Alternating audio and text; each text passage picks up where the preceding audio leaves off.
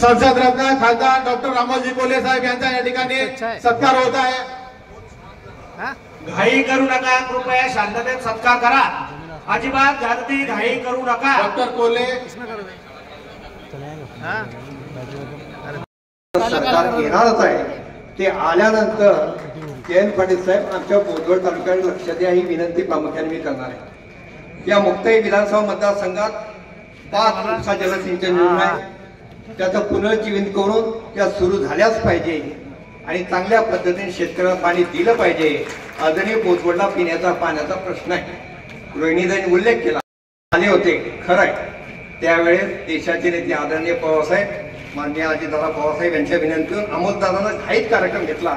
रात्री 3 वाजता हेलिपॅडची आम्हाला परवानगी मिळाली, पण ती ऐतिहासिक सभा झाली आणि आमचा त्यावेळेस विजय झाला। कारण त्यावेळेस नाथाभाऊ आमच्याकडे पण नव्हते, त्यांना आम्ही आमंत्रण दिलं पण ते ऐकत नव्हते।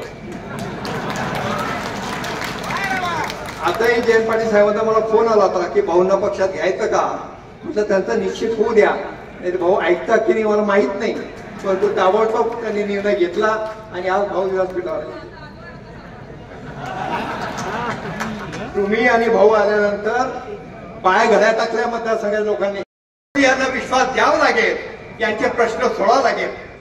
साहेब या मतदारसंघात कुठलीही कारखानदार नाही, सहकारी स्टार्च फॅक्टरी होती ती बंद पडली, सहकारी उपसा जलसिंचनला स्वर्गीय प्रल्हाद भाऊ असतील, हरिभाऊ असतील यांनी त्यावेळेस आणली। मला एकच अभिमान आहे, त्याचं जवळपास 51 कोटी रुपये कर्ज जयंत पाटील साहेब त्यावेळेचे अर्थमंत्री दिलीप वळसे पाटील साहेब यांनी माफ केलं आणि यांची जमीन सातबारा कोरा केला। हे महत्वाचं काम त्यावेळेस आम्ही केलं। आज या जनतेचा विश्वास, प्रचंड विश्वास माझ्यावर आहे। मी 4 विधानसभा जयंत पाटील साहेब या ठिकाणी लढलो, आदरणीय नाथाभाऊंच्या विरुद्ध लढलो। सातत्याने बोदवड तालुक्याने मला लीड दिला। 2000 असेल, 4000 असेल, 9000 पर्यंत, 10000 पर्यंत दिला। 2009 पर्यंत मी निवडणुका लढल्या, प्रामुख्याने विजय आला नाही, परंतु ही जनता मला सोडून गेली नाही, तर यांच्या पाठीमागे शरद पवार साहेबांचा विचार होता आणि त्या विचाराशी जनता सहमत आहे। मी विधानसभा अमोलकर साहेब लढलो, आपल्याला कल्पना आहे विधानसभा कशी लढली जाते, परंतु एकही कार्यकर्ता गावाचे बुथचे पैसे देखील माझ्याकडून घेतलेले नाही, ही वस्तुस्थिती आहे। ही काळ्या दगडात चिरेग आहे। एवढं प्रेम या मतदारसंघात प्रामुख्याने दिलंय।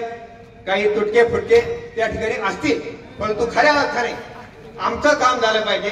शेतीला पाणी मिळालं पाहिजे, पिण्याला पाणी मिळालं पाहिजे, नोकऱ्या मिळालं पाहिजे। त्या काळात प्रल्हाद भाऊ असतील, हरिभाऊ जवळ असतील, अधिकारी बँकेच्या नोकऱ्या असतील, सोसायटीच्या नोकऱ्या असतील, दुधेच्या नोकऱ्या असतील, दिल्या। प्रामुख्याने 5 पैशाचा त्या ठिकाणी ठप्पा त्यांनी लावून घेतला नाही। आदरणीय नाथाभाऊ या ठिकाणी साक्षीदार आहे। नाथाभाऊ आणि भाऊ एकत्र फिरत होते, परंतु खऱ्या अर्थाने बोदवड तालुक्याचं कल्याण व्हावं, या बोदवडमध्ये विकासात्मक दृष्टिकोन व्हावा, म्हणून भविष्यात कारखानदारी यावी, या युवकांना नोकऱ्या मिळाल्या पाहिजे, या युवकांना रोजगार हमी मिळाले पाहिजे, या युवकांना MIDCचं काम मिळालं पाहिजे। ही भूमिका रोहिणीताई आपल्याला घ्यावं लागेल, कारण शेवटी निवडणुका हे येतात जातात, ही सामाजिक बांधिलकी आपल्याला जोपासून अधिकाधिक विकास करावा लागेल। मी अधिक या ठिकाणी बोलणार नाही, पण खऱ्या अर्थाने तो विश्वास पवार साहेबांच्या नेतृत्वाखाली आपण दिलाय, आदरणीय रोहिताईंच्या मागे आपण दिलाय। गेल्या वर्ष 2 वर्षापासून सातत्याने जनसंवादाच्या माध्यमातून गावाचे प्रश्न सोडवण्याचं आपण काम करतोय। या ठिकाणी प्रामुख्याने दुष्काळ आहे, आज तर साहेब ओला दुष्काळ आहे। आम्ही निवेदन दिले, कलेक्टर दिले, पालकमंत्र्यांनी दिले, काही डुंकून पाहत नाही। आज आमच्या शेतातून पाणी बाहेर काढावं लागत आहे, असा ओला दुष्काळ आहे। कपाशीचं पीक नाही, तुरीची पिकाची आशा आहे, शेतसारा माफ होत नाही, बँकेचा कर्ज माफ होत नाही, MSCBचे प्रश्न अनेक आहे।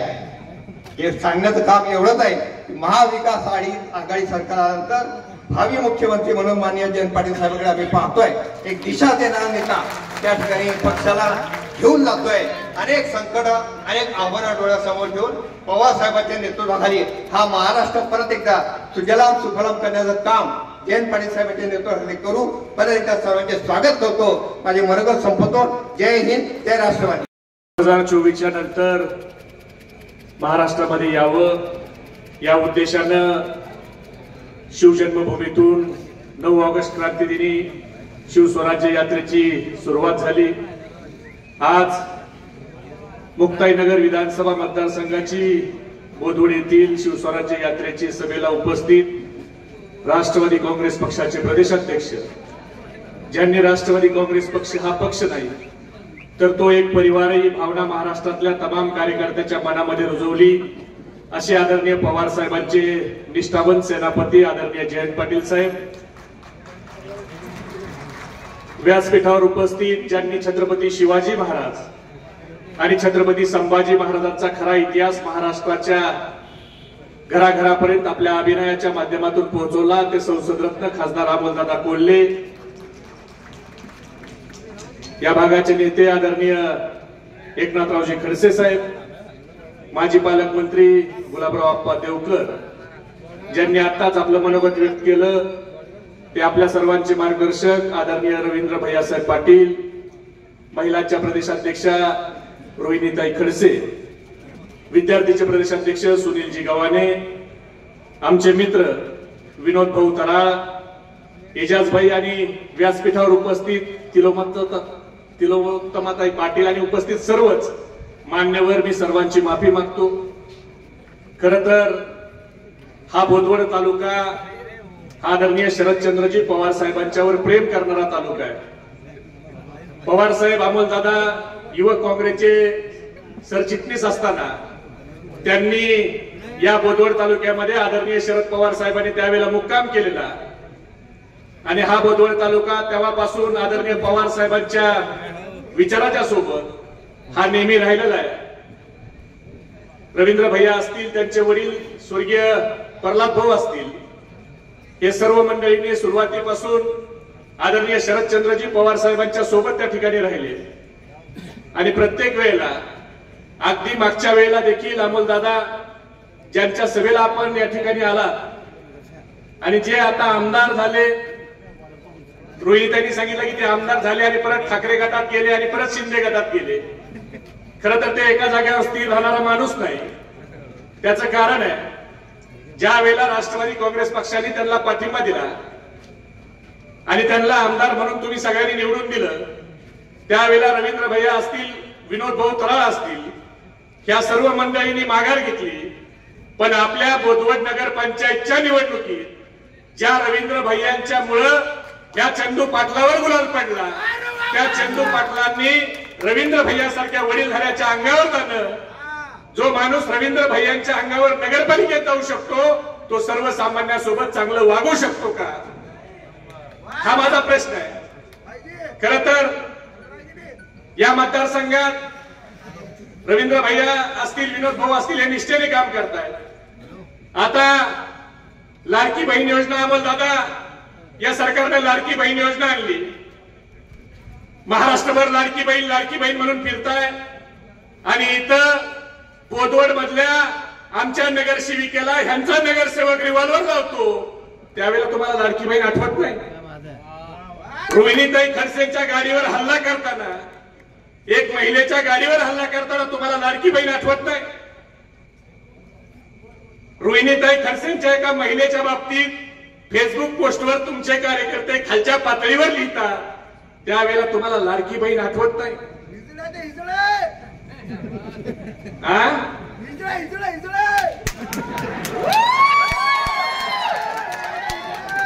जे लोक आया बहिणीचा सन्मान करू शकत नाही, आया बहिणीच्या बद्दल चुकीचं लिहितात, त्यांच्या गाडीवर हल्ले करतात, त्यांना रिव्हॉल्वर दाखवतात, त्या लोकांना लाडकी बहीण म्हणायचा नैतिक अधिकार आहे का, याचा विचार बोदवडकरांनी केला पाहिजे। लाडकी बहीण नुसतं बोलून होत नाही। बरं, या सरकारमध्ये काय चाललंय अमोलदादा? लाडकी बहीण कुणी म्हणावी? अजितदादांनी। ज्या अजितदादाने स्वतःच्या बहिणीला लोकसभेत छळलं ते अजितदादाला लाडकी बहीण म्हणायला लागलं। वारे सरकार, ह्यांच्या सरकारमध्ये योजना कुणी जाहीर करावी?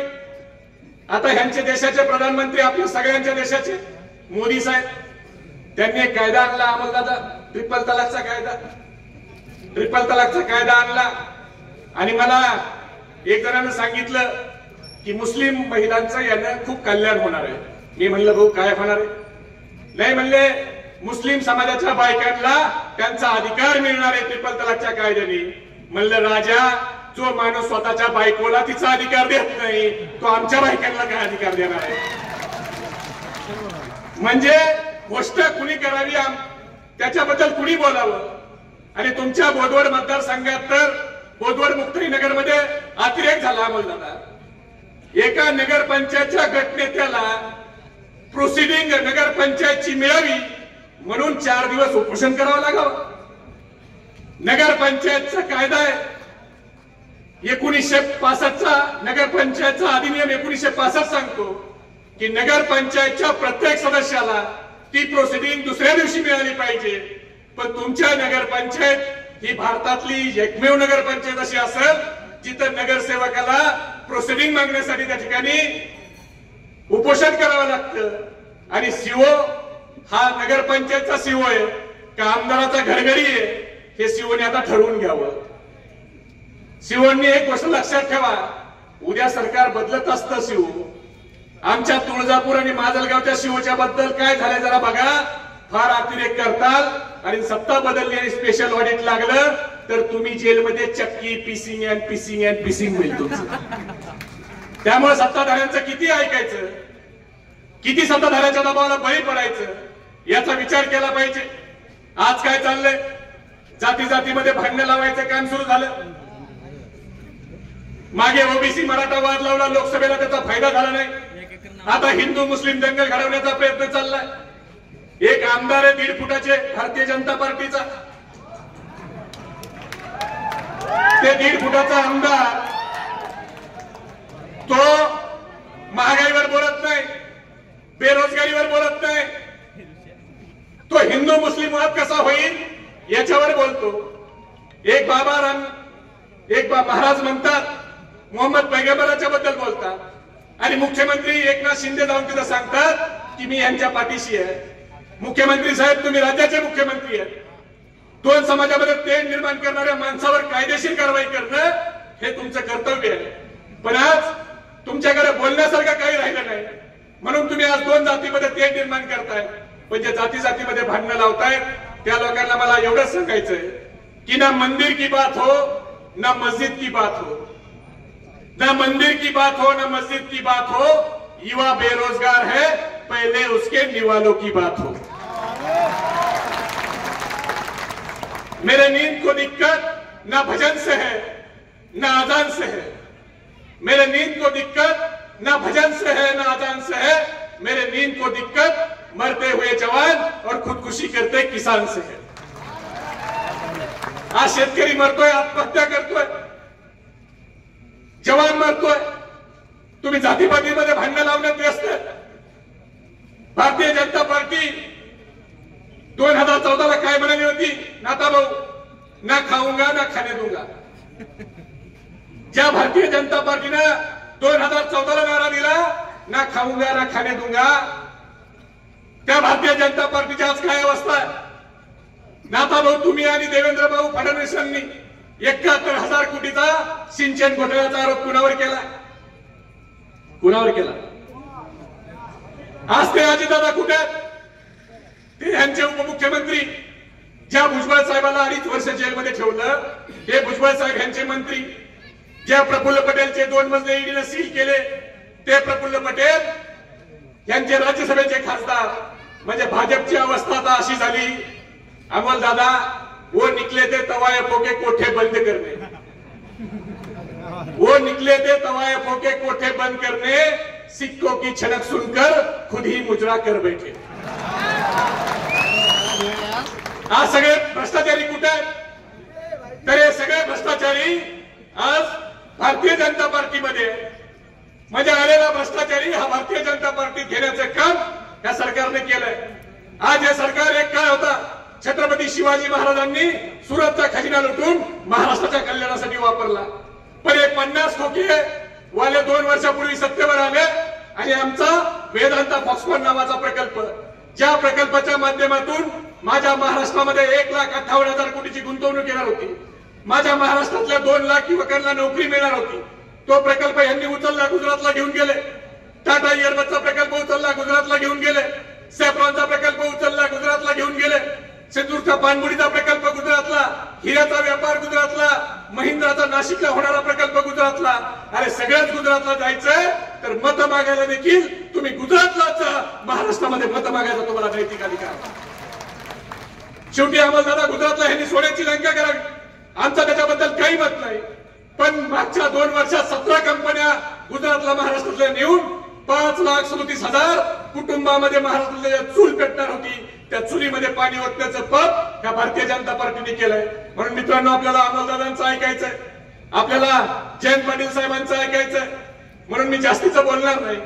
पण हा जळगाव जिल्हा आहे, ही मुक्ताईची पावनभूमी आहे. या पावनभूमीत प्रतिभाताई देखील देशाच्या राष्ट्रपती झाल्या.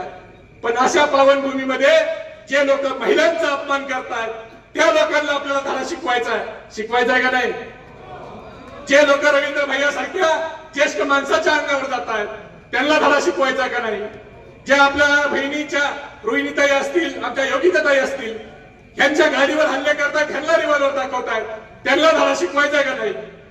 ज्यांना आपण पवार साहेबाच्या नावावर निवडून दिलं आणि त्यांनी पवार साहेबांना फसवलं, त्यांना धडा शिकवायचा का नाही? एवढ्या कमी आवाजात बोधवरचा आवाज आहे. जयंत पाटील साहेब, अमोलदादा आले, त्यांच्या तरी कानठाळ्या बसल्या पाहिजे. तुम्ही म्हणताय 40गावचं पार्सल पाठवायचं, आवाज तरी तुमचा 40गाव पर्यंत जाऊ द्या. म्हणून मी घोषणा देतो, हात वर करून आपण घोषणा द्या. आपला हात वर असताना शेजाऱ्याकडे लक्ष ठेवा. ज्याचा हात खाली आहे समजून घ्या विरोधी पार्टीचा खबऱ्या आपलं काय चाललंय आहे. छत्रपती शिवाजी महाराज की, छत्रपती शिवाजी महाराज की. शरद पवार साहब तुम आगे बढ़ो, देश का नेता कैसा हो. जयंत पाटील साहब तुम आगे बढ़ो, जयंत पाटील साहब तुम आगे बढ़ो, अमोल दादा तुम आगे बढ़ो. धन्यवाद. जय हिंद, जय महाराष्ट्र, जय राष्ट्रवादी. यानंतर मी आमंत्रित करतो संसद रत्न खासदार डॉक्टर अमोल कोल्हे साहेबांना. आपण टाळ्यांच्या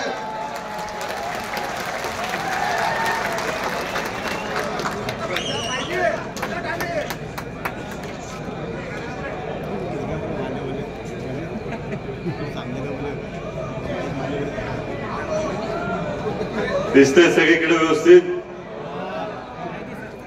आदिशक्ती तुळजाभवानी, उभ्या हिंदुस्थानचा आराध्य दैवत छत्रपती शिवाजी महाराज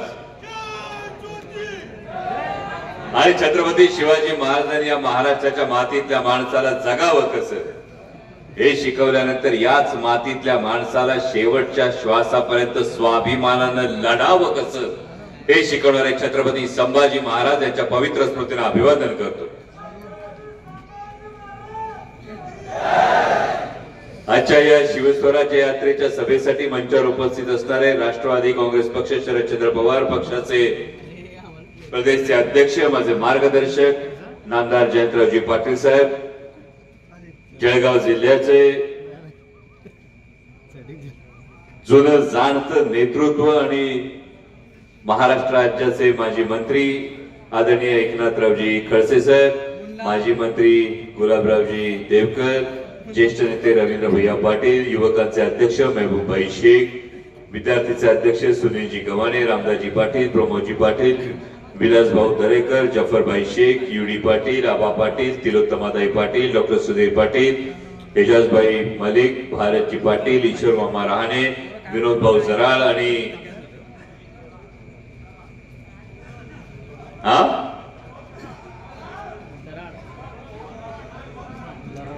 विनोद भाऊ जराळांचं घेतलं ना. आणि सगळ्यात महत्वाचं म्हणजे 5 वर्षांपूर्वी, म्हणजे ज्यांनी भाषणात मला आवर्जून सांगितलं, ते 5 वर्षांपूर्वी केवळ 1800 मतांचा फरक पडण्यासाठी कर्मधर्म संयोगाने ज्याला मी कारणीभूत होतो, ते आता किमान 18,000 निवडून द्या हे सांगण्यासाठी, ज्यांच्या सांगण्यासाठी आलोय त्या महिलांच्या प्रदेशच्या अध्यक्ष रोहिणीताई खडसे, सर्व पत्रकार बांधव, आपण सगळेच. खर तर फार वेगळं बोलणं नाही, कारण जागेचं महात्म्य मला माहितीये. या जागेवर जेव्हा सभा होते आणि इतकी विराट सभा होते तेव्हा ताई काळजी करू नका, ही केवळ शिवस्वराज्य यात्रेची सभा राहिली नाही, ही तुमच्या विजयाची नांदी देणारी सभा आहे. कारण 2019ला जे आलो होतो मी पक्षाचा आदेश पाळणारा कार्यकर्ता आहे. तेव्हा आदरणीय शरदचंद्रजी पवार साहेबांनी, आमचे प्रदेशाध्यक्ष जयंतराव पाटील साहेबांनी आपल्याला इथं जाऊन सभा घ्यायची आहे हे सांगितलं होतं आणि त्या पद्धतीनं 2019ला आलो होतो. पण कधी कधी आपण एखादी गोष्ट करतो आणि ती गोष्ट केल्यानंतर त्यातून नक्की काय निष्पन्न होणार आहे याची अजिबात आपल्याला त्यावेळी कल्पना नसते. समोर नाव दिसतंय आणि समोर नाव दिसत असताना खरोखर मला गंमत ही वाटते की 2019ला जी सभा व्हावी म्हणून जे कोणी धडपडत होते त्यानंतर ज्या आदरणीय शरदचंद्रजी पवार साहेबांच्या आशीर्वादानं आपल्या अंगावर गुलाल पडला, अरे किमान ज्याच्या मूळ अंगावर गुलाल पडला त्याच्याविषयी कृतज्ञता तरी बाळगावी ही सुद्धा भावना जर आपल्यात नसेल तर अंगावर पडलेला गुलाल हा क्षणभंगूर ठरल्याशिवाय राहणार नाही. आणि विशेषतः आज मुक्ताईनगर मतदारसंघामध्ये शिवस्वराज्य यात्रा येत असताना मनापासून कौतुक करेल, आमच्या भगिनीचं कौतुक करेल. कशासाठी कौतुक करेल? कारण विचार करा की इतर सगळे महाराष्ट्रातले मतदारसंघ हे तो त्या मतदारसंघाचा केवळ आमदार निवडून देत असताना म्हणजे खार हिंडते आकाशी चित्त तिचे पिलापाशी असं करत असताना महिला प्रदेशाध्यक्ष पदाचा संपूर्ण पसारा सगळा डोलारा तोलून धरत असताना आपल्या मतदारसंघाकडे सुद्धा तितकंच बारकाईनं लक्ष देणं असं नेतृत्व तुम्ही निवडून देणार. आणि मी कायम सांगतो, मी कायम सांगत असतो की लहान लेकराला जर आईबापानं खांद्यावर उचलून घेतलं तर लेकरू जगाला मोठं दिसतं. जर लेकराला आईबापानं खांद्यावर उचलून घेतलं तर लेकरू जगाला दिसतं. आणि नेतृत्वाला जेव्हा मतदार खांद्यावर उचलून घेतात तेव्हा त्याच्या कक्षा रुंदावतात. तशी संधी ही रोहिणीताईंच्या निमित्तानं तुमच्या प्रत्येकाला मिळाली. मगाशी महबूबबाईंनी सांगितलं, या पद्धतीनं जर महिलांचा अवमान होत असेल, या पद्धतीनं जर माता भगिनींच्या विषयी वावग बोललं जात असेल, वावग सोशल मीडियावर लिहिलं जात असेल तर त्यांना एकच सांगायचंय, बहीण भावाला राखी बांधते ना, ती राखी त्याच्या मनगटाच्या ताकदीवर विश्वास ठेवून बांधलेली असते. आणि पुरुषाकडे स्त्री जेव्हा मर्दोमकी म्हणून पाहते ना तेव्हा त्याच्या उदार मनाचा विचार हा कायम होत असतो. जर इतक्या संकुचितपणे जर तुम्ही करत असाल तर नक्कीच विचार करावा लागेल. मग जेव्हा स्त्रीनं उंबरठ्याच्या बाहेर पडून शिक्षणाच्या क्षेत्रात यावं, तिनं शिकावं म्हणून माझ्या सावित्रीमाईंनी जेव्हा शाळा उघडली होती तेव्हा ती शाळा उघडल्यानंतर त्यांच्या पाठीशी ठामपणे ज्योतिराव उभे होते. पण मग त्या सावित्री माईवर शेण गोळ्यांचा वर्षाव करणाऱ्यांमध्ये आणि तुमच्या मानसिकतेमध्ये काय फरक राहिला हा प्रश्न या पद्धतीनं जर कोणी चारित्र्यावर शिंतोडे उडवत असेल, जर कोणी माता भगिनींविषयी वावग बोलत वागत असेल तर त्यांना विचारल्याशिवाय राहत. आणि सगळ्यात महत्वाचा प्रश्न आहे खरं तर ताई, एक चांगलं नेमकं बोलायचं कोणत्या पक्षाच्या विरोधात,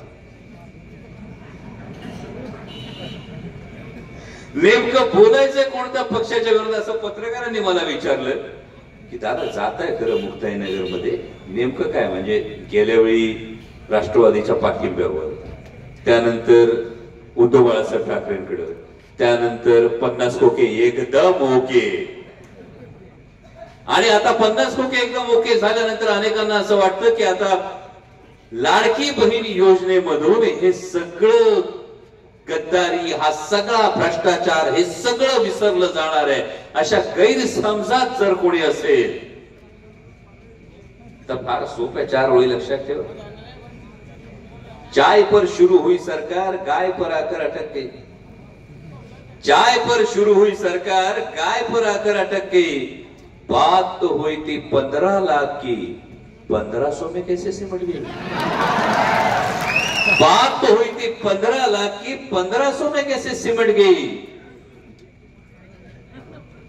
चुनकर आने के बाद गद्दारी के लिए तुम्हें 50 खोके और कहती हो लाडली बहना सिर्फ 1500 में ओके। त्यामुळे हा 50 खोके आणि हा जो भ्रष्टाचार, ही गद्दारी आहे महाराष्ट्राला। सगळ्या गोष्टी मान्य असतात, महाराष्ट्राला गद्दारी कधी चालत नाही, महाराष्ट्राला पाठीत खंजीर खुपसलेला कधी चालत नाही। आणि या पद्धतीने महाराष्ट्राच्या राजकारणाला ज्यांनी काळीमा फासलाय, महाराष्ट्राच्या राजकारणाला ज्यांनी बट्टा लावलाय, आणि सातत्यानं काय होतं, इथं एवढ्या मोठ्या संख्येने तरुणाई दिसते, सातत्यानं महाराष्ट्राची भाकरी खाऊन गुजरातची चाकरी केली जाते, हे दुर्दैव आहे। एक उपमुख्यमंत्री म्हणतात महाराजांनी सुरत लुटलीच नव्हती। का म्हणत असावेत कदाचित उपमुख्यमंत्री असं, की जर महाराजांनी सुरत लुटली असं उपमुख्यमंत्री म्हणाले तर दिल्लीत बसलेले त्यांचे गुजराती बॉस कदाचित डोळे वटारतील, म्हणून उपमुख्यमंत्र्यांना भीती वाटते की काय हा प्रश्न सुटतो। आणि मग दुसरा प्रश्न उमटतो की माझ्या तरुणांना रोजगार मिळावा म्हणून सेमी कंडक्टरच्या संदर्भात 4 प्रोजेक्ट आले। 4 प्रोजेक्टची एकूण व्हॅल्यू किती? 1,26,000 कोटी। किती? 1,26,000 कोटी। यातले 3 प्रोजेक्ट चाललेत गुजरातला आणि 1 प्रोजेक्ट चाललाय आसामला। माझ्या भावांनो, जाणीवपूर्वक विचार करण्याची गोष्ट ही फक्त टीका करण्याची गोष्ट नाही, ही फक्त सभेत बोलण्याची गोष्ट नाही। पण 4 पैकी 3 प्रोजेक्ट गुजरातला जात असतील, 1 प्रोजेक्ट आसामला जात असतील, तर महाशक्ती म्हणून जे गुजराती बॉसच्या पायावर, दिल्लीश्वरांच्या पायावर लोटांगण घालतायत, त्यांनी महाराष्ट्रातल्या युवकांच्या भवितव्याचा कधीतरी विचार करावा। हाच महत्वाचा प्रश्न, जो युवकांचा प्रश्न म्हणजे हे सेमी कंडक्टरचे प्रोजेक्ट सांगितले, याआधी महबूब भाई म्हणाले, वेदांता फॉक्सकॉन असेल, बर्थ ड्रगपार्क असेल, टाटा एअरबस असेल, हे सगळे जे प्रोजेक्ट गेले भावांनो, 4 लाख कोटी रुपयांची गुंतवणूक महाराष्ट्रातून गेली। 4 लाख कोटी। आणि 4 लाख कोटी रुपयांच्या गुंतवणुकीमुळे लाखो मराठी तरुणांचे रोजगार, हे तुमच्या हातातोंडाशी आलेले रोजगार, हे या केंद्र सरकारने हिरावून घेतले। आणि दुर्दैवानं महाराष्ट्राचं सरकार, महायुतीचं सरकार इतकं लाचार झालंय की या लाचार सरकारला गुजरातच्या या बॉसेसकडे, दिल्लीश्वराकडे डोळे उघडून, डोळे उचलून बघण्याची सुद्धा हिंमत राहिली नाही। हे दुर्दैव म्हणजे विचार करा। परवा एक विधान येतं, विधान काय येतं तर छत्रपती शिवाजी महाराजांची समाधी ही लोकमान्य टिळकांनी शोधली। सरकारकडून कोणताही अभिप्राय येत नाही, सरकारकडून कोणताही निषेध केला जात नाही। जेव्हा महात्मा ज्योतिराव फुलेंनी ही छत्रपती शिवाजी महाराजांची रायगडावरची समाधी शोधली, तिथं समाधीला फुलं वाहिली आणि 1818 पासून जी अज्ञातवासात होती ती माझ्या राजांची समाधी जगाच्या समोर आणण्याचं काम कोणी केलं असेल तर महात्मा ज्योतिराव फुलेंनी। पण जेव्हा हे विधान असं केलं जातं, जेव्हा इतिहास बदलण्याचं विधान होतं, तेव्हा महायुती सरकार मात्र मूग गिळून गप्प बसतं। हे मूग गिळून गप्प का बसतं तर लाचारीनं जेव्हा नजर फक्त पावलांकर राहते ना, तेव्हा स्वाभिमानानं मान उंच करण्याची हिंमत राहत नाही। ही सरकारची परिस्थिती। मालवणात छत्रपती शिवाजी महाराजांचा पुतळा पडतो, छत्रपती शिवाजी महाराजांचा पुतळा पडतो आणि सरकार शांतपणे सांगतं की आम्ही दिलगिरी व्यक्त करतो, आम्ही महाराजांची माफी मागतो। अरे पण पहिला प्रश्नाचं तर उत्तर द्या की छत्रपती शिवाजी महाराजांच्या पुतळ्याच्या बाबतीत एवढा मोठा हलगर्जीपणा, एवढं मोठं पाप तुम्ही करता आणि तुम्ही महाराष्ट्राच्या जनतेला मूर्ख समजता, तुम्ही सगळ्या शिवभक्तांच्या भावना या पायदळी तुडवता। की जेमतेम 6 फुटाच्या पुतळ्याची जेव्हा तुम्ही परवानगी घेता तेव्हा त्यापेक्षा मोठा पुतळा तुम्ही उभारता. नौदलाकडून पुतळा उभारला असं एक मंत्री सांगतात, दुसरे उपमुख्यमंत्री सांगतात की तिकडे वारा जास्त वाहत होता, तिसरा मंत्री सांगतो की हा पुतळा कदाचित दुसराच कोणीतरी पाडला असेल. पण त्यामध्ये आलेली 3 टेंडर नाकारून ठराविक व्यक्तीलाच ते टेंडर देत असताना त्यात भ्रष्टाचार होतो याची लाज वाटत नाही सरकार? म्हणजे ज्या महाराजांच्या नावानं राज्य चालवायचं त्या महाराजांचा पुतळा उभा करण्यात जर तुम्ही भ्रष्टाचार करत असाल तर त्याच महाराजांच्या स्वराज्यातली एक फार महत्वाची शिक्षा या महायुतीच्या सरकारसाठी राखून ठेवा, ती म्हणजे कडेलोट. आता विधानसभा निवडणुकीमध्ये या महायुती सरकारचा कडेलोट केल्याशिवाय गप्प बसू नका. कारण छत्रपती शिवाजी महाराजांच्या प्रत्येक तत्वाच्या विरोधात सरकार चाललं. ज्या छत्रपती शिवाजी महाराजांनी सांगितलं होतं रयतेच्या भाजीच्या देठाला हात लागू देऊ नका, इथं मात्र आमच्या शेतकऱ्याच्या सोयाबीनची वाट लागली, कपाशीची वाट लागली, दुधाच्या दराची वाट लागली. सरकारला काहीच वाटत नाही. सरकार काय सांगतंय? कृषी सन्मान निधी देतो. आमचा शेतकरी सांगतो अरे खत घातलं लाखभर रुपयाचं तर 5% 5,000च्या जीएसटी भरतो. शेतीच्या अवजारावर 12% जीएसटी भरतो. लाखभराची अवजार घेतली तर 12,000 देतो. आणि पेस्टिसाइडवर फवारणीच्या औषधावर 18% जीएसटी भरतो. लाखभराच्या औषधाची फवारणी केली तर 18,000 आमच्या खिशातून तुम्ही काढताय. 18 आणि 12 30 आणि 5 35 खिशातून काढलेत आणि सांगतात काय तर 1500 घ्या. तर माझ्या माता भगिनीला एवढीच सांगेल, लाडकी बहीण योजनेला विरोध नाही असण्याचं काही कारण नाही. पायात स्लीपर घालतो त्या स्लीपरवर बी जीएसटी आहे, पोराला बिस्किट खाऊ घालतो त्या बिस्किटवर बी जीएसटी आहे, बारक्या बाळाला टीका देतो त्या टीक्यावर बी जीएसटी आहे, आणि मरताना तिरडीवर कापड अंथरतो त्या कापडावर बी जीएसटी. आपल्याच खिशातलं काढून आपल्यालाच द्यायले. त्यामुळे आता या सरकार जेव्हा सांगतात की लाडकी बहीण योजना घ्या तेव्हा एकच लक्षात ठेवा, ही लाडकी बहीण लाडका भाऊ योजना एकच, लाडकी खुर्ची एवढी एकच योजना या सरकारची चालू आहे. आणि तुम्हाला तर घाबरायची गरजच नाही. म्हणजे जिथं तुमच्याकडे प्रॉब्लेमच आहे की आमदार नक्की कोणत्या पक्षाचा, वर केंद्रात प्रॉब्लेम, राज्यात प्रश्न आहे योजना नेमकी कोणाची. म्हणजे गुलाबी जॅकेटवाले म्हणतात लाडकी बहीण, हा ते काय म्हणतात ते म्हणतात माझी लाडकी बहीण. मुख्यमंत्री म्हणतात मुख्यमंत्री माझी लाडकी बहीण. पलीकडे आमच्या नागपूरचे अर्धे उपमुख्यमंत्री म्हणतात लाडका देवा भाऊ. आमची बहीण म्हणते योजना नक्की कोणाची तेच कळना झालंय. तसं मुक्ताईनगर मध्ये आमदार नक्की कोणाचा तेच कळना झालंय.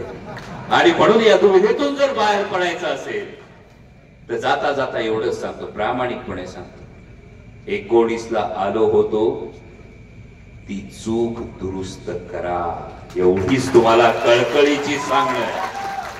19ला आलो होतो, कधी कधी असं होतं की ज्या विद्यार्थ्याला आपण चांगलं म्हणतो किंवा आता रेसिंगच्या भाषेत म्हणायचं झालं तर ज्या घोड्यावर आपण खरं तर डाव लावतो तो घोडा भलत्याच तबेल्यात जायला लागला तर मग आपली चूक सुधारायला पाहिजे.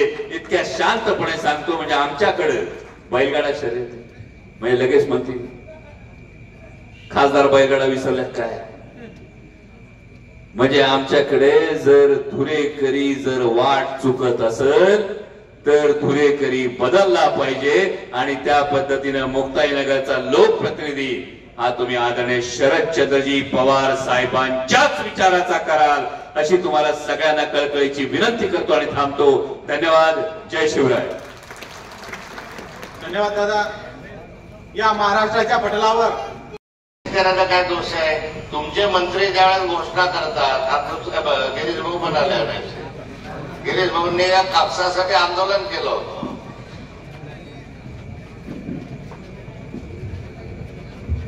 आदरणीय नाथाऊ,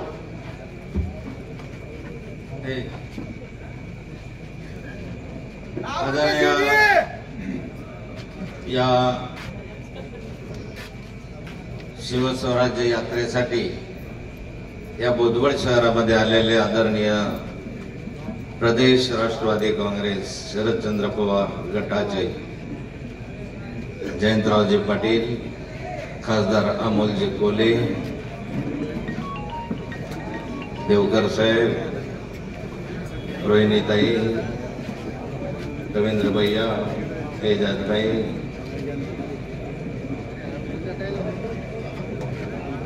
आपले काँग्रेसचे नेते, सर्व उभाटा शिवसेनेचे नेते, सन्माननीय व्यासपीठ, उपस्थित सर्व बंधू भगिनी आणि मित्रांनो, पत्रकार मित्रांनो, वेळ बराच झालेला आहे आणि जयंतराव पाटील साहेबांचं तुम्हाला भाषण ऐकायचं आहे. माझं भाषण नेहमीच असतं, बोधवळकरांना काही नवीन नाही अशातलं नाही. त्यामुळे 5 मिनिटांमध्ये मी फक्त आपल्याला सांगतोय की आगामी कालखंडामध्ये निवडणुका होऊ घातलेल्या आहेत आणि या निवडणुका अगदी जवळ आलेल्या आहेत.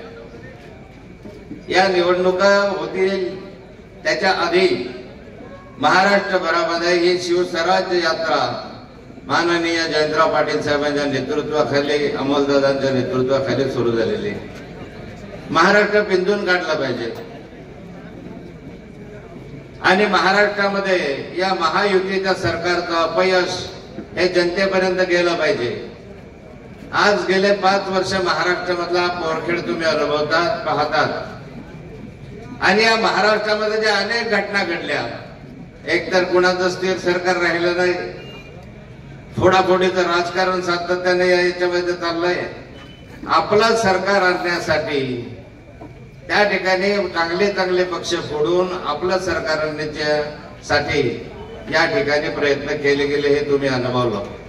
म्हणजे एकाच सरकार नाही, आज एकमेकांचे तोंड एकमेकांकडे नाही. माननीय शिंदे साहेबांचं वेगळं, अजितदादा पवारांचं वेगळं मत, आदरणीय देवेंद्र फडणवीसांचं वेगळं मत आणि महाराष्ट्र चाललाय. यांना जाणीव झाली आहे की महाराष्ट्रामध्ये आता परत महायुतीचं सरकार येणं ना लागे आणि निवडणुकीच्या तोंडावर वेगवेगळ्या योजना जाहीर करताय. पण योजना जाहीर करत असताना ह्या योजना, लाडकी बहीण योजना केली, ठीक आहे, लाडक्या बहीण योजना महिन्याचे पैसे द्या, 2 महिन्याचे पैसे द्या, पण नंतर काय? नंतर यांच्याकडे पैसे नाही आहे, योजना सुरू राहिल्याची गॅरंटी नाही आहे. याचं कारण मी तुम्हाला सांगतो की महाराष्ट्रामध्ये आज अशी स्थिती आहे की 6 महिन्यापासून ज्या वेगवेगळ्या योजना आहेत, या योजनांचा पैसा कुणालाही मिळालेला नाही. मला सांगा, संजय गांधी निराधार योजनेचं अनुदान तुम्हाला 6 महिन्यात मिळालं का? 1 वर्ष झालंय स्वर्गीय गोपीनाथजी मुंडे यांच्या नावानं जी योजना चालू केली, 1 वर्ष झाले अनुदान नाहीये. वृद्ध भूमिहीन योजना जी आहे त्या योजनेचं 6 महिन्यापासून अनुदान शून्य आहे. उभ्या महाराष्ट्रामध्ये साऱ्या गोरगरीब माणसांच्यासाठी ज्या योजना आहेत त्याचं अनुदान थांबवलं. गोरगरीब माणसाला जे 1000-1200 मिळणार होते त्या 1000-1200 रुपये त्यांनी थांबवले आणि हा पैसा लाडके बहीण योजनेसाठी वापरायला सुरुवात केली. मग आजच अशी स्थिती आहे तर पुढच्या कालखंडामध्ये योजना सुरू राहतील की नाही याच्यावर शंका. आजच अशी स्थिती आहे, लाडक्या बहीणसाठी पुढच्या कालखंडामध्ये सरकारकडे पैसा आहे की नाही आहे? योजना चांगली आहे, पण 46,000 कोटी रुपये या योजनेसाठी तुम्ही आज खर्च करता आहात. 46,000 कोटी खर्च करण्याबद्दल कुणाचंही दुमत नाहीये, पण त्यामधले 4,600 कोटी रुपये जर या बोधवळच्या उपसा सिंचन योजनेला दिले असते तर साऱ्या शेतकऱ्यांच्या शेतामध्ये पाणी गेलं असतं की नाही गेलं असतं? मग पैसा कशासाठी वापरला पाहिजे? आमदार म्हणतात की 30 वर्षात काय केलं, त्याला वेड्यातच काढलं की नाही तुम्ही सर्वांनी? जे दिसतंय ते नाथागून गेलं. नुसता या ठिकाणी मूर्ख बनवण्याचं काम केलं. आपल्या साऱ्यांना 50 खोके घेऊन विकून टाकलं. तो गडगंज झाला, पण तुमच्या पदरामध्ये काय पडलं? नुसत्या घोषणा दिल्या, रस्त्यांचे काम केले असते, आणखी काय केले असते, ठेक्याशिवाय काय नाही. नगरपालिकेचे ठेके कुणाला कुणाला बाहेरचे ठेके कुणाला? भाच्याला. म्हणजे ठेके भाज्या घेण्यासाठी, भाज्याला ठेके देण्यासाठी मंजूर करतात, पण माझा प्रश्न आहे आमदारांना की या ठिकाणी बोदवड उपसा सिंचन योजनेसाठी का पैसा आणता आला नाही? आज याच्यासाठी जर पैसा आणता आला असता 5 वर्षामध्ये, तुम्ही सांगतात की आम्ही शिंदे सरकारच्या जवळचे आहात, तर उपसा सिंचन योजनेला पैसा आला असता तर शेतीमध्ये पाणी गेलं असतं. पण निव्वळ नाथाभाऊने ही योजना मंजूर करून ठेवलेली आहे म्हणून यासाठी पैसा यांनी दिला नाही. एमआयडीसीचं स्वप्न दाखवलं की तुम्हाला जवळ एमआयडीसी करतो, एमआयडीसीचं वीटवर वीट ठेवलेली, मूर्ख बनवण्याचे काम केलं. आणि आज या ठिकाणी काय केलं? बोदवड तालुका कोणी केला? ही नगरपालिका कोणी केली? हा तालुका कोणी केला? हे पंचायत समिती कोणी केली? हे तहसील कचेरी कोणी केली? हे कोर्ट कोणी आणलं? रजिस्ट्रार कचेरी कोणी आणली? सगळं जर नाथाभाऊन केलं तर तुम्ही काय केलं? नुसते रस्ते काढले, ठेके घेतले, गद्दारी केली. इकडे दुसऱ्याला सांगतात तुम्ही काय केलं? कोल्हे साहेबांनी या ठिकाणी सांगितलं की या ठिकाणी निवडून आले माननीय शरद पवार साहेबांच्या वर्षावर, माननीय शरद पवार साहेबांनी मदत केली म्हणून निवडून आले. त्या कालखंडामध्ये निवडणुकीच्या प्रत्येक भाषणात सांगत होतं की मी शपथेवर सांगतो की मी शरद पवार साहेबांची साथ सोडणार नाही. अरे 3 दिवस नाही गेले, माननीय शरद पवार साहेबांना भेटले, जयंतराव पाटील साहेबांना भेटले, आणि 3ऱ्या का 4थ्या दिवशी त्यांनी पक्ष सोडला आणि लगेच कोणाकडे? उद्धवजीकडे गेले. उद्धवजीकडे राहिले काही दिवस आणि त्याच्यानंतर शिंदे साहेबांनी त्यांना पैसे दिले 50 कोटी, 50 खोके एकदम ओके. लगेच शिंदे साहेबांकडे गेले. ज्या शिंदे साहेबांनी या ठिकाणी महिलांसाठी योजना केली असं म्हणतात, ही योजना आता मागे सांगितलं की देवेंद्र फडणवीसांनी केली, अजितदादा आम्ही म्हणतोय ते तुम्ही केली. पण एक मान्य करा की एक वेळ तुम्ही योजना केल्याचं श्रेय घेता, तर या ठिकाणी गोड्या तेलाचे भाव एका दिवसामध्ये 20 रुपये 25 रुपये वाढवले, त्याचं श्रेय कोण घेणार? महागाई वाढली की नाही 8 दिवसामध्ये? साऱ्या किमती बाजारामध्ये वाढल्या, कारण तुमचे सण यायला लागले, दिवाळी, दसरा, गणपती, दुर्गा ज्यावेळेस येतात त्यावेळेस मोठ्या प्रमाणावर महागाई वाढवण्याचा पाप यांनी केलेला आहे. काय शिंदे सरकार उत्तर देणार आहे? आमदारांना काय उत्तर तुमच्याकडे आहे? चला दारू पाहिले तर स्वस्त करून टाकले, दारूवरचा कर 50% केला कमी, दारूवरचा कर 50% कमी केला आणि तेलाचे भाव 50% वाढवून दिले. अरे शिंदे तेरा खेळ.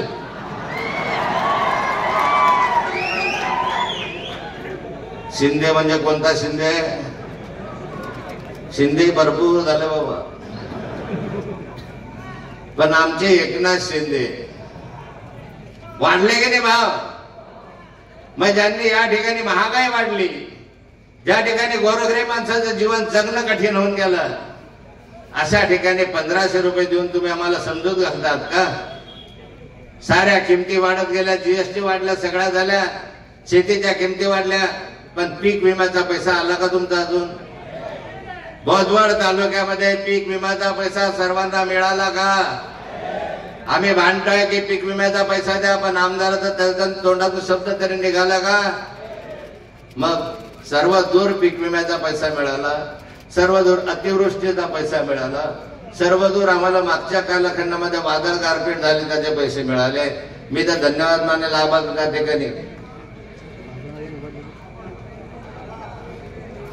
की भांडला, मी विधानसभेत प्रश्न मांडला आणि म्हणून 8 कोटी रुपये तर तुम्हाला बोदवड तालुक्याला मिळाले, तरी मग आज पीक विम्याचा पैसा द्यायला तुमच्याकडे पैसे नाहीत. आज तुम्हाला संजय गांधी निराधारच्या पैशाने, वृद्धभूमींच्या पैशाने, वृद्ध कलाकारांचे पैसे तुमच्याकडे द्यायला नाहीये. आणि मग गोरगरीब माणसासाठी लागणाऱ्या योजनांसाठी लागणारा पैसा जर तुम्ही देऊ शकत नसाल तर उद्याच्या कालखंडामध्ये या योजना तुमच्या बंद होतील. विकासाचे काम ठप्प झाले, मोठ्या मोठ्या धरणांचे काम बंद आहे, उपसा सिंचन योजनांचे काम बंद आहे. आणि मग हा सारा पैसा अशाच रीतीने जर खर्च करत असा निवडणुका पाहून, तर जनता काही खुळी नाहीये. जनतेला हे समजत आहे की निवडणुका पाहून चाललेलं आहे षडयंत्र आहे, निवडणुका पाहून चाललेल्या ह्या सगळ्या योजना आहे आणि हे तर येणारच नाही आहे. आता यापुढे महायुती येणं शक्य नाही. येणार आहे का? येणारच नाही. काय त्यांनी इतके उद्योग करून ठेवले, इतका भ्रष्टाचार चालू आहे की एकही मंत्री भ्रष्टाचार मुक्त नाहीये. विजेची समस्या गंभीर होत चालली आहे. आता आपण बसलो तर बोदवड शहरामधली लाईन नव्हती, होते का? कारण तुमच्याकडे आता इमर्जन्सी लोड शेडिंग सुरू आहे. ते एसींना फोन केला मी, म्हटलं आमदारांना सांगलं का लाईन बंद करायला? म्हण नाही साहेब, आमच्याकडे इमर्जन्सी लोड शेडिंग आहे. म्हटलं बंद कर दे इमर्जन्सी, नाही तर तुझी इमर्जन्सी काढू म्हटलं आम्ही. चाल सुरगाळ. आणि मग लाईन आपल्याकडे आली. आता ही लाईन जे सुरू आहे लोड शेडिंग मधली लाईन आहे. तुम्हाला तर माहिती आहे की आता 10-10, 12-12 वीज ट्रिप होत राहते. देवेंद्र फडणवीस म्हणतो मी फुकट वीज देणार आहे. अरे द्यायची तेव्हा द्यावा पाहिजे, पण निदान वीज सुरळीत तरी द्या ना. वीज सुरळीत द्या. शेतीला 8 तास तर 8 तास वीज द्या. पण आज विजेची समस्या गंभीर. अनेक विषय पुढच्या भाषणामध्ये कधीतरी बोलता येतील, पण एकच आहे या संदर्भामध्ये की आता यांना धडा शिकवण्याची वेळ आहे आणि ही संधी आहे. याच वेळेस धडा शिकवला पाहिजे, याच वेळेस त्यांचा पराभव केला पाहिजे. आणि तुमच्या चेहऱ्यावर तरी मला दिसत आहे की तुम्ही निश्चय केलेला आहे. आणि या ठिकाणी निश्चित राष्ट्रवादी काँग्रेसचा उमेदवार रोहिणीताईंना डिक्लेअर केलेला, दुसऱ्याचा काही संबंधच नाही आता. कारण जयंतराव पाटलांनी डिक्लेअर केलं, माननीय शरद पवार साहेबांनी डिक्लेअर केलं, अमोल कोल्हे साहेबांनी बोलले, त्या ठिकाणी रोहित दादा पवार आले त्या ठिकाणी बोलले. आणि या जळगाव जिल्ह्याच्या 3 जागा त्यांनी डिक्लेअरच केलेल्या आहे. आणखी 5 किती जागा आहेत ते त्यांचं समजतील. पण ह्या सगळ्या जागा अधिकाधिक मताधिक्यानं निवडून आणा. तुतारीला मतदान करून निवडून आणा हे तर पुढे सांगायला आम्ही येणारच आहोत. पण ही शिवस्वराज्य आता यासाठी आहे की छत्रपती शिवरायांचं जे स्वराज्य होतं ते स्वराज्य या महाराष्ट्रामध्ये तसं आणावं. छत्रपती शिवरायांनी जसं महिलांना न्याय दिला, रांजाच्या पाटलांचे 2 हात कापून त्याला कडेलोट केला, महिलांवर अत्याचार झाला, महिलांविषयी कोणी अपशब्द बोलला तर त्याला सोडलं नाही, दयामय कुणाची नव्हती. छत्रपती शिवरायांचं सरकार एक आदर्श लोकशाही सरकार होतं. असं छत्रपती शिवरायांच्या कालखंडामधलं एक आदर्श सरकार यावं म्हणून ही शिवस्वराज्य यात्रा आपल्याकडे आज आलेली आहे. आपण सर्वांनी मोठ्या संख्येने याचं स्वागत केलेलं आहे. मी आपल्या सर्वांचे आभार मानतो. माननीय जयंत पाटील साहेबांचे आभार मानतो आणि माझे 2 शब्द संपवतो. सभेची वेळ वाढवण्यात आलेली आहे, काळजी करू नका. आज मोठ्या उत्साहामध्ये तुम्ही सगळ्यांनी स्वागत केलं. या तुमच्या उत्साहामध्ये एक कमी मला जी जाणवत होती, बऱ्याच जणांना जाणवली असेल, जे स्पेशली आमचे तरुण सरपंच आहेत किंवा तरुण आमचे सगळे कार्यकर्ते आहेत, यांना जी जवळून कमी जाणवली असेल ती म्हणजे आमचे मुक्तळचे सरपंच स्वर्गीय जितू भाऊ पाटील यांची.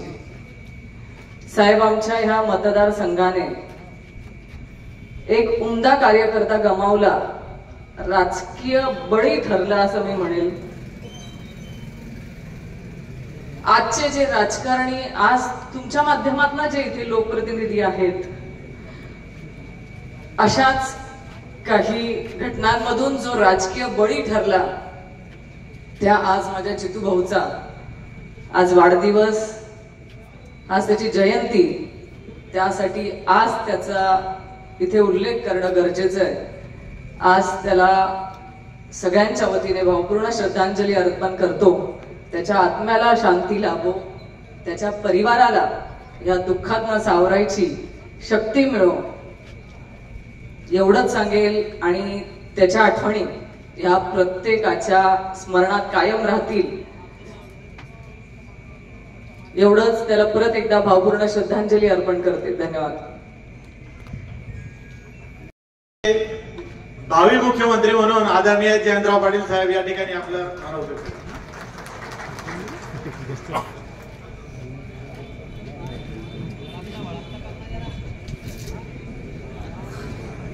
व्यासपीठावरील सर्वच मान्यवर आणि इतका वेळ आपण या बोदवडच्या चौकात बसलेले या बोदवड तालुक्यातील मुक्ताईनगर तालुक्यातील प्रमुख नेते कार्यकर्ते बंधू आणि भगिनी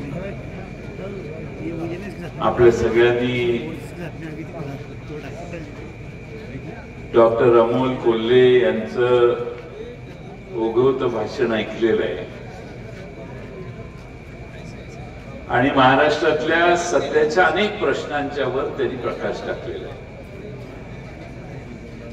मी त्या सगळ्या मुद्द्यांचा पुनरुच्चार करण्याची काही आवश्यकता आहे असं मला वाटत नाही. पण मित्रांनो, आता 2 महिन्याने विधानसभा येणार आहे. येणाऱ्या विधानसभेमध्ये आपल्याला महाविकास आघाडीचा उमेदवार निवडून देण्यासाठी प्रयत्नशील राहायचे. महाविकास आघाडीच्या जागांचं वाटप सध्या चालू आहे आणि मला विश्वास आहे की हा मतदारसंघ राष्ट्रवादीला सुटल्याशिवाय राहणार नाही आणि म्हणून राष्ट्रवादी शरदचंद्र पवार पक्षाच्या वतीने आपल्या तुतारी वाजवणारा माणूस हे चिन्ह घेऊन आपले उमेदवार या मतदारसंघात उभे राहणार. आमच्या आजच्या शिवस्वराज्य यात्रेत आपण प्रचंड उत्साहानं तरुणांनी आणि सर्वांनीच भाग घेतला. इथं मगासपासून सगळ्या गच्चींवर जाऊन लोक ही सभा ऐकतायत. प्रचंड उत्साह तुम्हा सर्वांचा आमच्या स्वागतात आम्ही सगळ्यांनी पाहिला. येताना रस्त्यावर जेसीबीत जाऊन बसून माणसं आमच्यावर फुलांचा वर्षाव करतात. इतका वर्षाव झाला, इतका वर्षाव झाला, इतका वर्षाव झाला की मी स्टेजवर आल्यावर अमोल कोल्हेंना सांगितलं काहीतरी प्रॉब्लेम आहे. ते काय झालं, आपलं काहीतरी चुकलेलं आहे. कसं काय, एकत्र नंतर सांगतो, गायला कर नकोस, सगळ्यांची उत्तर देऊनच इथनं जाईल, तू काळजी करू नको, पण मला डिस्टर्ब केलं तर काहीच करणार नाही.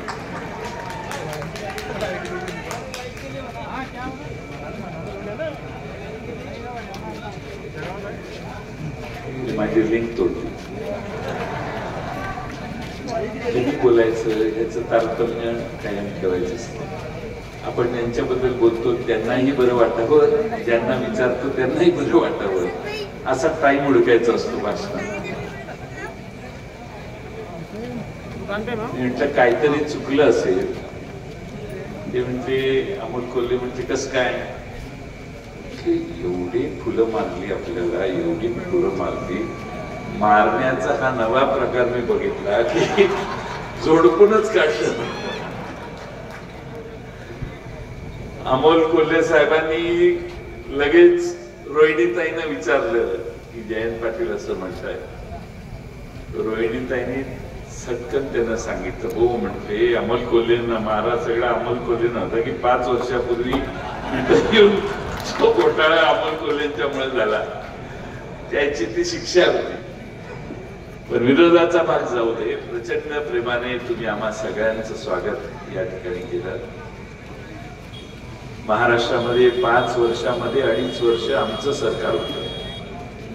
मागच्या 2-2.5 वर्षात ज्यांचं सरकार आहे त्यांनी महाराष्ट्र अक्षरशः लुटलेला आहे. 11,000 कोटीच्या रस्त्याचं काम 15,000 कोटीला देतात. 20,000 कोटीचा रस्ता कुणी मागितलेला नसताना मंजूर करतात आणि 26,000 कोटीला त्याचं टेंडर देतात. एकही गोष्ट पारदर्शी पद्धतीनं महाराष्ट्रात होत नाही. एवढी लूट केली की शेवटी छत्रपती शिवाजी महाराजांचा मालवणचा पुतळा देखील यांच्या भ्रष्टाचारी वागण्यामुळं कोसळला. महाराष्ट्राचा स्वाभिमान त्या ठिकाणी कोसळला. सगळे माफी मागायला लागले. देशाच्या प्रधानमंत्र्यांनी येऊन सांगितलं हम माफी चाहते हैं. दुसऱ्या मिनिटाला माझ्या मनात विचार आला आणि तो मी ट्विट केला की याला माफी मिळणार नाही, महाराष्ट्र याला माफ करणार. बाकीचं काही मान्य करू, पण छत्रपती शिवाजी महाराजांचा पुतळा कोसळला, त्यात तुम्ही भ्रष्टाचार केला, वाऱ्यामुळे पुतळा कोसळला म्हणतात, तर वारं ज्या बाजूने येत होतं त्याच बाजूला पुतळा कोसळला. मी जाऊन तिथं बघून आलो आणि म्हणून चुकीला माफी नाही. उद्याच्या विधानसभेत या महायुतीच्या प्रत्येक आमदाराला आपल्याला मित्रांनो पराभूत करायचं. आपल्या सगळ्यांनी एकत्रित ताकद लावली तर इथला उमेदवार 100% विजयी होऊ शकतो. रवींद्र भैया आणि तराळ साहेब हे मला पूर्णपणाने माहिती आहे.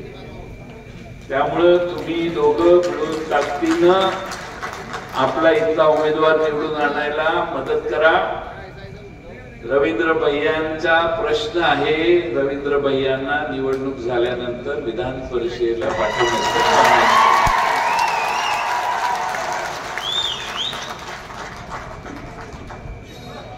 कोण आहे आपलं हितचिंतक दिसत नाही.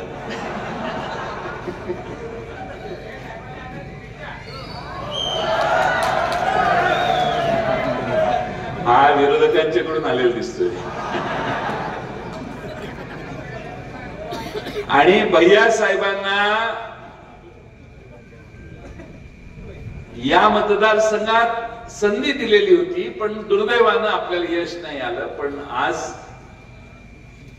उद्याच्या निवडणुका झाल्यावर महाराष्ट्रामध्ये महाविकास आघाडीचं सरकार येणार आहे. राष्ट्रवादीचा प्रत्येक आमदार आपल्याला महत्वाचा आहे. गुलाबराव देवकर साहेब पण निवडून आले पाहिजेत, सतीश अण्णा पण निवडून आले पाहिजेत, खोडपे साहेब पण निवडून आले पाहिजेत. आम्ही जे जे चिन्हावर उभे करू, रोहिणीताई इथं उभ्या राहत असतील तर त्या देखील निवडून आल्या पाहिजेत. ही व्यवस्था तुम्ही सगळ्यांनी केली पाहिजे. या जिल्ह्यातलं राजकारण पुन्हा एकदा पवार साहेबांच्या मागे उभा करण्याचं काम तुम्ही आम्ही सगळ्यांनी करूया. कारण तोच दृष्ट नेता जळगाव जिल्ह्यातल्या सामान्य शेतकऱ्याचे प्रश्न समजून घेऊ शकतो आणि त्याला योग्य तो न्याय देऊ शकतो. मी जलसंपदा मंत्री झालो. या जिल्ह्यासाठी, धुळे जिल्ह्यासाठी खडसे साहेबांनी किती जलसंपदेच्या योजना केलेल्या आहेत हे मी डोळ्याने बघितल्यावर मी आश्चर्यचकित झालो की प्रचंड मोठ्या योजना या जिल्ह्याच्या सेवेसाठी खडसे साहेबांनी आखल्या, सुरुवात केल्या. नंतर त्यांची सत्ता गेली, ते सरकारमधून बाहेर गेले आणि थोडासा वेळ लागला. मी ज्यावेळी मंत्री झालो त्यावेळी मी आढावा घेतला इथल्या आपल्या महामंडळात येऊन जळगावला. जळगाव जिल्ह्यातल्या मोठ्या योजना, पलीकडं धुळे जिल्ह्यातल्या मोठ्या योजना, नंदुरबार जिल्ह्यातल्या मोठ्या योजना, मी म्हणते ह्या कशा नाही, म्हणते ते खडसे साहेबांनी करायला. त्यामुळं या भागातल्या या जलसंपदेचा, जलसिंचनाचा प्रश्न सोडवण्याला गती देण्याचं काम खडसे साहेबांनी केलं. हे कधी मित्रांनो विसरू नका, मी त्याचा साक्षीदार आहे. या योजना पूर्ण करण्यासाठी आमच्या 2-2.5 वर्षाच्या काळात अनेक प्रयत्न झाले. आपलं सरकार 5 वर्ष राहिलं असतं तर कदाचित दुप्पट वेगाने या योजना पूर्ण करू शकलो असतो आपण. काही हरकत नाही. महाराष्ट्रात जवळपास 50-55 मतदारसंघात आम्ही फिरून आलेलो आहे. ही शिवस्वराज्य यात्रा. आणि वाक्य काय, लढा महाराष्ट्राच्या स्वाभिमानाचा. आम्ही 55 एक मतदारसंघ, मला आता मोजले नाहीत, पण 55 मतदारसंघ झाले असतील कदाचित, 50 झाले असतील. सगळ्या महाराष्ट्रातल्या मतदारसंघामध्ये जिथं जिथं मित्रांनो आम्ही गेलो तिथं तिथं या शिवस्वराज्य यात्रेचं प्रचंड स्वागत सामान्य लोकांनी केलं, प्रोत्साहन दिलं, आमच्या मतात पाठिंबा देण्याचा प्रयत्न केला. महाराष्ट्रातलं वातावरण मित्रांनो बदललेलं आहे, हे तुम्ही सगळ्यांनी आता लक्षात घ्या. लोकसभेला देखील 48 पैकी 31 लोकसभेच्या जागा निवडून देत असताना निवडणूकच महाराष्ट्रातल्या जनतेने हातात घेतलेली होती. आणि म्हणून लोकसभेच्या निवडणुकीच्या आधी जे जे लाडकं नव्हतं, ज्यांच्या माग लागून त्यांची वाट लावायचा कार्यक्रम यांनी केला, त्या सगळ्या गोष्टी मत मोजल्यानंतर आपण पडणार आहे आता म्हटल्यावर लाडक्या व्हायला लागले. सगळं काही लाडक्या खुर्चीसाठी चाललेलं आहे, बाकी काही नाही. आणि म्हणून महाराष्ट्रामध्ये सरकार आपलं येणार नाही म्हटल्यावर तिजोरीचं दार उघडलं नाही, तिजोरीचं दार यांनी काढून बाजूला ठेवलंय आणि दिसेल त्या गोष्टी जाहीर करतात. पाहिजे त्या गोष्टी तुम्ही जावा आणि मागा आणि घेऊन या. घेऊन येताना कागद येतो, मागणं पैसे येत नाही, ती आता सध्याची समस्या आहे. कारण तिजोरीतनं योजना मगाशी खडसे साहेबांनी सांगितलं तशा सगळ्या जवळपास योजना आता बंद झालेल्या आहेत. महाराष्ट्राच्या तिजोरीत आज पैसे नाही आहेत. महाराष्ट्रातल्या गोरगरीब सामान्य मागासवर्गीय समाजाच्या सामाजिक न्याय विभागातून येणारे पैसे थांबले आहेत. आदिवासी विभागातून यायचे पैसे थांबलेले आहेत. संजय गांधी निराधार असो किंवा आमच्या महाराष्ट्रातल्या अंगणवाडीच्या भगिनी असोत, आशा वर्कर्स असोत, यांना पैसे देताना सरकार अडखळायला लागले, सरकार थांबायला लागले, सरकारला पैसे नाही. सरकार आणखीन काही काळ जर राहिलं, मी यासाठी म्हणतोय की 2 महिन्यात निवडणूक येणार का घाबरून अजून 4 महिने वाढवणार की मला माहित नाही, म्हणून म्हणतोय हे सरकार महाराष्ट्राचं दिवाळ काढल्याशिवाय राहणार. आणि म्हणून यांना घरी घालवण्याची शपथ आज बोदवडच्या या चौकात घेतली पाहिजे. यांना घरी घालवायचं असेल तर आपला प्रत्येक आमदार निवडून आला पाहिजे. आताच आम्ही जामनेर वरून आलो. खोडपे सरांचा प्रवेश राष्ट्रवादीमध्ये झाला, प्रचंड गर्दी होती. सामान्य लोक आता फार मोठा तू 5 वर्ष आमदार होता, 10 वर्ष होता, 15 वर्ष होता, ह्याच्या मागे नाही, तू आमच्या सेवेत का नाही आलास हा प्रश्न विचारणारे लोक आहेत. तुमच्या इथल्या आमदारांच्या बद्दल माझ्या आधी सगळे बोलले. निवडणुकीत प्रचाराला येईल त्यावेळी ते राखून ठेवतो जरा, त्यामुळे आज नाही बोलत, जरा पुढच्या टप्प्यात. पण मी आपणा सगळ्यांना विनंती करेन की महाराष्ट्रामध्ये शाहू फुले आंबेडकरांचं सरकार आणायचं असेल, त्यांच्या विचारानं चालणारं सरकार आणायचं असेल, महाराष्ट्रात तुतारी वाजवणाऱ्या माणसाच्या चिन्हाशिवाय पर्याय नाही. आम्ही कुठेही मतदारसंघात गेलो की माणसं तिथल्या उमेदवाराला, सक्षम उमेदवाराला सांगतात, ओ भाऊ तुतारी घ्या, तुतारी. इतके मतदारसंघ आहेत लोकांमध्ये लय तुतारी करायला लागलं, तेच आमच्याकडे येतात आणि म्हणतात साहेब तुमच्या पक्षात प्रवेश पाहिजे का? गावाच्या गावात तुतारी करायला लागली. हे प्रचंड परिवर्तन आहे. लोकांना शरद पवार साहेबांना या वयात दिलेला त्रास, त्यांचा पक्ष फोडण्याचं पाप लोकांना आवडलेलं नाही. स्वर्गीय बाळासाहेब ठाकरेंच्या शिवसेनेला मोडण्याचं पाप ज्यांनी केलं ते आवडलेलं नाही. आणि म्हणून आज शिवसेना असो, राष्ट्रवादी असो किंवा त्याचबरोबर आमचे काँग्रेसमधले मित्र असो, आम्ही आता जागा वाटपाच्या बैठका जवळपास संपवत आणलेल्या. अजून एखादी 30-31 दरम्यान बैठक होईल आणि जवळपास जागा वाटप संपेल. त्यानंतर अधिकृतपणाने आपले उमेदवार जाहीर करण्याची प्रोसेस चालू. पण माझी आपणा सगळ्यांना विनंती आहे की या मतदारसंघामध्ये काहीही झालं तरी राष्ट्रवादीचा उमेदवार निवडून आणण्याचं काम तुम्ही करायला पाहिजे. कारण शरद पवार साहेबांना प्रत्येक आमदाराची गरज आहे. तुम्ही सगळ्यांनी एक मतानं काम केलं तर 100% इथं समोरच्या उमेदवाराला चंद्र दाखवायची ताकद तुमच्या सगळ्यांच्यात आहे. तुम्हा सगळ्यांनी एकत्रित येऊन ताकदीनं जर काम केलं तर 100% आपला विजय आहे. आणि त्यासाठी सर्व समाजातल्या लोकांनी एकत्रित येऊन काम करावं ही विनंती करायला आज शिवस्वराज्याच्या यात्रेच्या निमित्तानं आम्ही सगळे आलोय. आपण दिल्लीचं मतदान करताना महाराष्ट्राने आरक्षण घटना आणि देशातल्या अल्पसंख्याक समाजावर यांनी केलेले अन्याय ह्याच्यावर फार मोठं मतदान ताकदीनं केलं. आज पुन्हा एकदा 240 वर भाजप थांबूनही त्यांनी चंद्रबाबूला गोळा केला, नितीश कुमारला गोळा केलं आणि कसं बसं 2 वेगळ्या पक्षाच्या आधारानं यांनी सरकार स्थापन केलं. यांचं दिल्लीतलं सरकार मित्रांनो घालवायचं असेल, यांचा जीव मुंबईत अडकलेला आहे. महाराष्ट्राचं मुंबईचं सरकार हलवण्यासाठी एक धक्का तुम्ही द्या, दिल्लीतल्या भारतीय जनता पक्षाचं सरकार गेल्याशिवाय राहणार नाही, हा आमचा सगळ्यांचा विश्वास. महागाईला तुम्ही तोंड देताय, बेरोजगारीला तुम्ही तोंड देताय. आम्ही महाराष्ट्राचा हक्क मागतोय. गुजरातमध्ये प्रकल्प गेल्यावर आमचे राज्याचे मुख्यमंत्री 2 उपमुख्यमंत्री काहीही बोलत नाही, गप्प बसतात. काल परवा मी कुठं वाचलं, सोलरचा प्रोजेक्ट एक 16,000 कोटीचा का काही तिकडे गुजरातला गेला, गप्प. त्रिकुट काही बोलतच नाही, कारण गुजरातला घाबरतात. संरक्षणच यांचं गुजरात पासून होतं, त्यामुळे गुजरातच्या आश्रयाला गेलेली लोक गुजरात महाराष्ट्राला न्याय कसा द्या. अहो, सुरतेवर शिवाजी महाराजांनी स्वारी केली, सुरत लुटली, सुरतेचा खजिना लुटला हे सांगायची देखील यांची धाडस होईना. त्यांना खुश करण्यासाठी सांगतात नाही, महाराजांनी सुरत लुटली नाही, महाराजांनी स्वारी केली.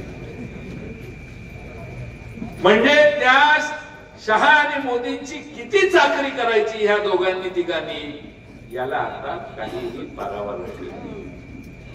आणि म्हणून माझी आपल्याला विनंती आहे की महाराष्ट्राचं हित साध्य करण्यासाठी, स्वाभिमानी महाराष्ट्र पुन्हा एकदा उभा करण्यासाठी छत्रपती शिवाजी महाराजांच्या विचारावर चालणाऱ्या महाविकास आघाडीच्या मागे तुम्हा सगळ्यांची ताकद आपण उभा करा. मी आपल्याला वचन देतो, आज महाराष्ट्रातल्या आमच्या भगिनी घराच्या बाहेर गेल्या तर सुरक्षित नाहीये. लहान मुलं शाळेत गेली तर त्यांचा काय होईल हे आई वडील काळजीत असतात, लहान मुलगी शाळेतनं घरी येईपर्यंत. मी तुम्हाला महाविकास आघाडीच्या वतीनं वचन देतो, आपलं सरकार आल्यावर महाराष्ट्रातल्या कुठल्याही भगिनीच्या केसाला धक्का लावण्याची ताकद आणि हिंमत कोणाची होणार नाही, अशी न्याय आणि कायद्याची आणि पोलिसांची व्यवस्था आम्ही उभा करू लागलो. आज काय चाललंय, नागपूरचे गृहमंत्री नागपूरच्या पोलीस स्टेशन मध्येच पोलीस जुगार खेळताना दिसतात, टेबलवर बसून. काय प्रभाव, काय इम्प्रेशन. गाज झाला नाही पाहिजे कुठल्या पोलिसाचा टेबलवर बसून जुगार खेळायचा आणि चुकीच्या गोष्टी करायच्या. सगळं पक्ष फोड्याफोडीतच आमचं लक्ष असल्यामुळं आम्हाला पोलीस दलाकडे बघायला काळजीच. आता हे पोलीस बिचारे आम्ही येणार म्हणून 8 तास बसले असतील उभे. महाराष्ट्रातल्या या पोलिसांचा पगार होतोय की नाही 2 महिन्याने ह्याची मला काळजी. तहसीलदाराला प्रांताला वेळेवर पगार मिळेल की नाही शंका आहे. आमच्या आशा वर्कर, अंगणवाडी सेविका यांचे पगार होण्याची शक्यता खूप कमी आहे. आणि सगळीकडं चांगलं वातावरण आहे, गुलाबी वातावरण आहे असं दाखवत महाराष्ट्रात काही लोक फिरतायत. अरे माग जळायला लागले सगळं, वाट लागली महाराष्ट्राची आर्थिक व्यवस्थेची. आता म्हणतात की आम्ही सत्तेतनं बाहेर गेलो तर ही योजना बंद करतील आम्ही आल्यावर. मी तुम्हाला आणि महाराष्ट्रातल्या आया बहिणींना सांगतो, आम्ही सत्तेत येत असताना, महाराष्ट्राच्या सत्तेत आल्यानंतर महाराष्ट्रातल्या आमच्या आया बहिणींच्या बाबतीत यांनी ज्या योजना केल्या त्या अधिक चांगल्या पद्धतीनं आणि योग्य पद्धतीनं वापरण्याचं आणि लागू करण्याचं काम आम्ही करू. आम्ही काही बंदबिंद करणार नाही. आम्ही सकारात्मक राजकारण करणारे लोक आहोत, नकारात्मक नाही. पण उगाच भीती घालून आम्हाला मत द्या नाहीतर मग ते बंद करतील ना, मग घोटाळा करतील. अरे काय चाललंय यार, मेभूषे काय चाललंय, सारखं दमच. हे आले तर बंद, आम्ही काही बंद करणार नाही, हे व्यवस्थित पारदर्शीपणानं चालवू, यांनी जी महाराष्ट्राची लूट केली ती थांबवू, महाराष्ट्रातली महागाई कमी करू, बेरोजगारीसाठी महाराष्ट्रात तरुणांच्या हाताला काम देण्यासाठी प्रचंड इन्व्हेस्टमेंट आणण्याचं काम आमच्या महाराष्ट्रात होईल आणि त्यामध्ये जळगाव जिल्ह्याला प्राधान्य देण्याचं काम देखील आमच्या महाविकास आघाडीवर उद्योग येत असताना होईल, हे वचन देखील जळगावकरांना मी या निमित्तानं देतो.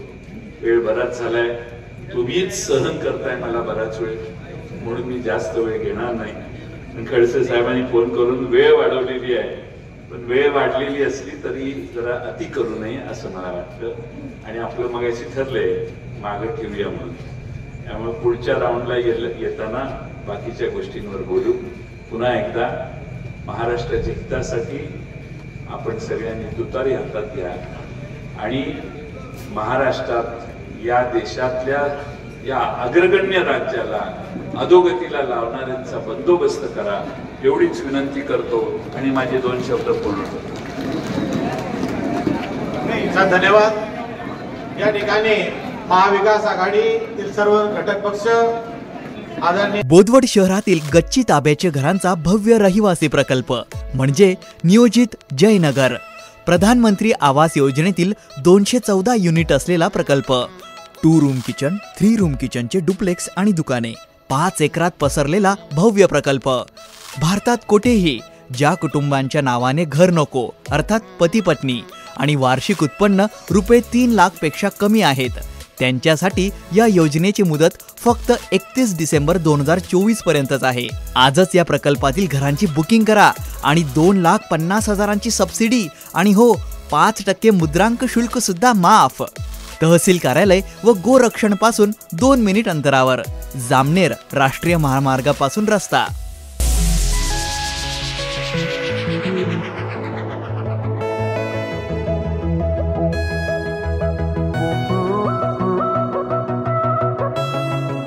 टू रूम किचन गच्ची ताबा घरे, 3 रूम किचन डुप्लेक्सची घरे,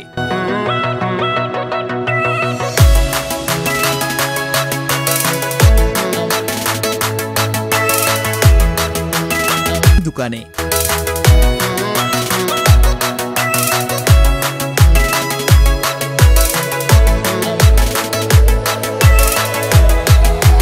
प्रकल्पाची वैशिष्ट्ये: संपूर्ण प्रकल्पास कंपाऊंड व गेट, त्यामुळे सुरक्षित, कॉन्क्रीट रस्ते व गटारी, पथदिवे, गार्डन, पाण्यासाठी HDPE पाईपलाईन व विहीर, देवालय, आनंदनगर येथून बाजूचे प्रवेशद्वार, सोयी सुविधांसाठी प्रस्तावित मोकळी जागा, प्ले एरिया आणि अनेक सुविधा. भरपूर घरांचे काम पूर्णत्वास आलेले असल्यामुळे प्रत्यक्ष येऊन समक्ष पाहण्याची संधी. आमचे आपणास निवेदन आहे की आयुष्यातील घरांचे स्वप्न पूर्ण करण्याची संधी आपल्यापर्यंत चालून आलेली आहे. त्यामुळे आपण आजच या, पहा आणि आपल्या आवडीचे घर बुक करून आपल्या कुटुंबाचे स्वप्न पूर्ण तर कराच, सोबतच कुटुंब प्रमुख म्हणून जबाबदारी सुद्धा पूर्ण करा.